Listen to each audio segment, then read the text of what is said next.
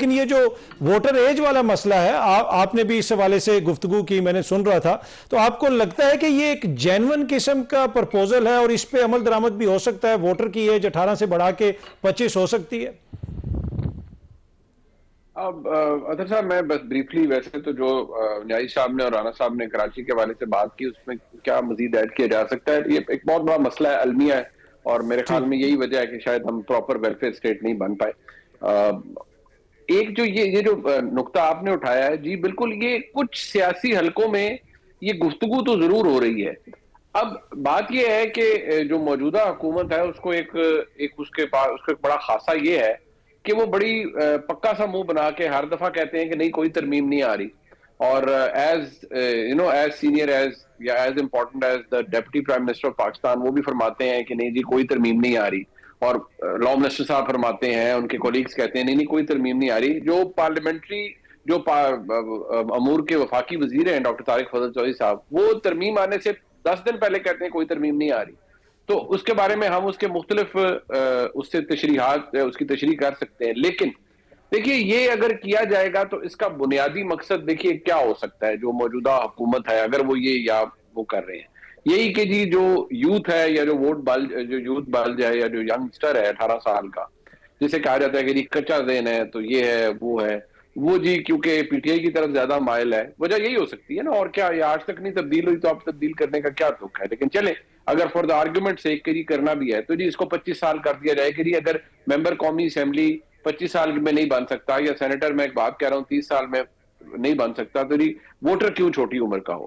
چلیں اس کے اوپر آپ یا تو کوئی فوکس گروپس کرائیں، کوئی ڈیبیٹ کروائیں یا پارلیمان کے اندر ہو، لیکن اگر مقصد یہ ہے کہ آپ ینگسٹر کو آلموسٹ ڈس انفرینچائز کریں ٹل دی ایج آف 25 کے، نہیں جی 25 سال کا ہوگا تو بڑے پختہ ذہن کا ہو جائے گا، تو میرے خیال میں یہ جو پرپوز کر رہے ہیں حکومت میں، اگر یہ واقعی کسی پرپوزل کا فارمل حصہ ہے، گفتگو ہو رہی ہے، یہ میں نے آپ کو بتا دیا کہ گفتگو ہو رہی ہے، لیکن اگر یہ واقعی کرنے کی سوچی جا رہی ہے تو میرا نہیں خیال اس کا کوئی فائدہ ہوگا۔ اس لیے کیونکہ دیکھیے ایک چیز جو آپ کو نظر آتی ہے وہ شاید ابھی بھی یہ ہے کہ جو پاکستان تحریک انصاف کی سپورٹ بیس ہے وہ شاید چھوٹی موٹی کم وہ ہو گئی ہو، لیکن میرے پاس کوئی ایویڈنس نہیں ہے ایسا جس کے بیسس پہ میں یہ کہہ سکوں کہ جی وہ بہت بڑا فرق پڑ گیا ہے اور بالکل ہی وہ سپورٹ جو ہے وہ جو اگر 100 پہ تھی تو 50 پہ چلی گئی ہے۔ میرے پاس ایسا کوئی بیرومیٹر نہیں ہے، میں اسی لیے بار بار کہتا ہوں کہ میں ریفر کروں گا 2024 کو، جس کے اندر میں نے دیکھا کہ لوگ نکلے اور تمام مسائل کے باوجود لوگوں نے ووٹ کیا۔ تو مجھے لگتا ہے کہ یہ انلیس کہ اس کے اوپر کوئی بہت سیر حاصل گفتگو ہو اور ڈیٹا سامنے رکھ کے کوئی بات کی جائے تو پھر تو ہو سکتا ہے، وہ علیحدہ بات ہے کہ اگر کرنا ہے تو پھر کر جانا ہے کسی۔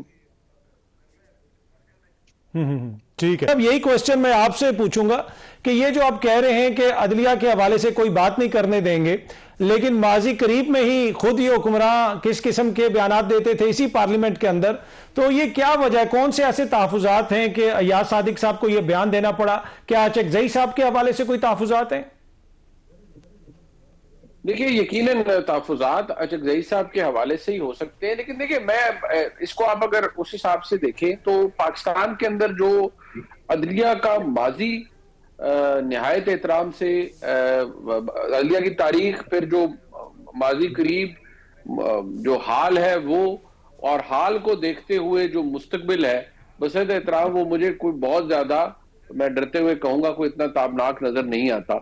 مسئلہ یہ ہے کہ ہر کسی کو مطلب اگر میں یہ کہوں کہ کسی کو بھی مکمل آزاد عدلیہ اپنی پسند نہیں آتی، خاص طور پر جو لوگ حکومت میں ہوتے ہیں۔ اب مسئلہ یہ ہے کہ جو پہلے والی عدلیہ تھی وہ چاہے بندیال صاحب کی ہو، چاہے اس سے پہلے دیگر جسٹس گلزار صاحب کی ہو، کھوسا صاحب کی ہو، وہ بھی ایک خاص، یا ثاقب نثار صاحب کی ہو، وہ بھی ایک خاص طریقے کی عدلیہ تھی اور اس کے بھی بڑا داغدار ماضی ہے۔ اور نہایت احترام سے کہوں گا کہ جو جناب قاضی فائز صاحب والی عدلیہ تھی اور جو موجودہ جناب یحییٰ آفریدی صاحب والی عدلیہ ہے، اس کے بارے میں بھی جو ڈویژن ہے وہ اتنی ڈسٹنکٹ ہے کہ آدھے سے ذرا کم ججز کے اوپر یہ الزام جو بار رومز میں گفتگو ہوتی ہے، میں کوئی اپنی طرف سے نہیں کہہ رہا کہ جی یہ تو عمران نواز جج ہے، جو ایک بڑی تعداد ججز کی، ان کے اوپر یہ الزام کہ یہ نہیں، یہ تو جی حکومت کے فیضیاب ہوئے ہوئے جج ہیں، یا یہ جی طاقتور حلقوں کے ججز ہیں. تو پھر جہاں یہ ڈویژن ہو وہاں پر ایسا ہوتا ہے. اور جو ایاز صادق صاحب فرما رہے ہیں وہ آئینی طور پر تو درست بات ہے کہ آپ جج کے کانڈکٹ کے اوپر بات نہیں کر سکتے. کانسٹیٹیوشن کلیئرلی آرٹیکل آپ 68 پڑھ لیں، 69 پڑھ لیں، یہ چیزیں بڑی کلیئر ہیں جو لکھی ہوئی ہیں آئین کے اندر.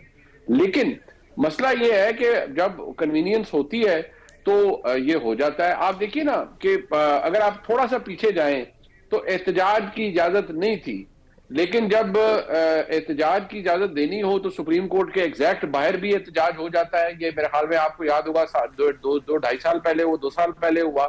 وہ مولانا فضل الرحمان صاحب اور دیگر رفقا چلے گئے سپریم کورٹ کے سامنے اور وہاں پر احتجاج ہوا، اگر آپ کو یاد ہو تو اشارہ دستور پر ہوا اور پہنچ گئے سارے وہاں پر. تو جب کوئی چیز ہونی ہو تو وہ ہو جاتی ہے.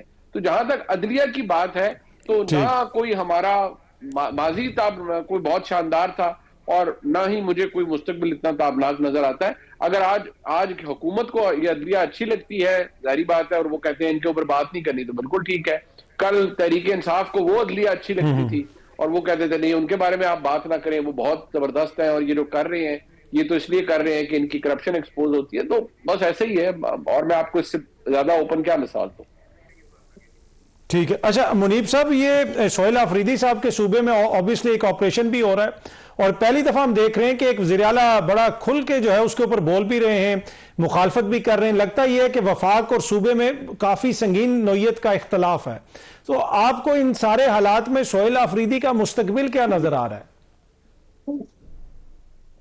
دیکھیے مجھے لگتا ہے کہ شاید سہیل آفریدی صاحب یہ پبلک کنزمپشن کے لیے تو یہ چیزیں ضرور بول رہے ہیں، لیکن فرینکلی سہیل آفریدی صاحب کے پاس آپشن کیا ہے اگر as a matter of fact دیکھا جائے. اس بات کا اندازہ ان کو بھی ہے. کچھ ان سے الفاظ کے چناؤ میں کچھ چیزوں میں غلطیاں ضرور ہوئی ہیں، ان کی اپنی جماعت سے بھی لوگوں نے کہا. یہ تو خیر میرے خیال میں کوئی اتنی ڈھکی چھپی بات ہے ہی نہیں. آفریدی صاحب تو اب آئے ہیں، اس سے پہلے گنڈا پور صاحب تھے، اس سے پہلے محمود خان صاحب تھے، اس سے پہلے پرویز خٹک صاحب تھے خیبر پختونخوا کے وزیر اعلیٰ. تو سب کو پتا ہے کہ خیبر پختونخوا اور پاکستان کے اندر دہشت گردی کے لیے جو آماجگاہ ہے دہشت گردوں کی وہ کون سی ہے؟ وہ افغانستان نہیں ہے. ہمارے لیے تو ہسٹری میں سائن پوسٹ ہے نا، ایک بہت تکلیف دہ ثانیہ اے پی ایس. تو آپ کو بھی پتا ہے وہ ماسٹر مائنڈ اس کے کہاں بیٹھے تھے اور کہاں سے وہ لوگ آئے تھے. تو یہ بات تو بڑی کلیئر ہے. اب آفریدی صاحب کے پاس اگر وہ اپنے اس احتجاج کو جو دیکھیں کچھ چیزیں ہوتی ہیں وہ سلو برنر پہ ہوتی ہیں، یہ بھی میں آپ کو بتا دوں کہ ان کا امیڈیٹ ریاکشن نہیں آتا. جیسے آفریدی صاحب ہیں، ان کے معاملات چل رہے ہیں. شفیع جان صاحب نے پچھلے دنوں ایک لفظ استعمال کیا کہ یہ بدماشی کر رہے ہیں. انہوں نے یہ بات پاکستان کی اسٹیبلشمنٹ کو کہی، فوج کو کہی کہ یہ بدماشی کر رہے ہیں. اب اگر انہوں نے یہ الفاظ استعمال کیے ہیں so that means کہ یہ شفیع جان صاحب سے زیادہ یہ خیبر پختونخوا حکومت کے جو معاون خصوصی برائے اطلاعات ہیں یہ ان کے الفاظ ہیں، مطلب یہ ان کی یعنی خیبر پختونخوا حکومت کا موقف ہے. تو اگر خیبر پختونخوا حکومت یہ کہے گی کہ پاکستان کی فوج آپریشن کر رہی ہے دہشت گردوں کے خلاف جس میں افسران جوان سب شہید ہوتے ہیں اور بلا تفریق ہوتے ہیں، تو ان کو شوق تو نہیں ہے اپنے افسر اور جوان شہید کرانے کا. تو اگر وہ اسے کہیں گے کہ یہ بدماشی کر رہے ہیں تو پھر دیکھیں پھر فضا کہاں سے اچھی قائم ہوگی.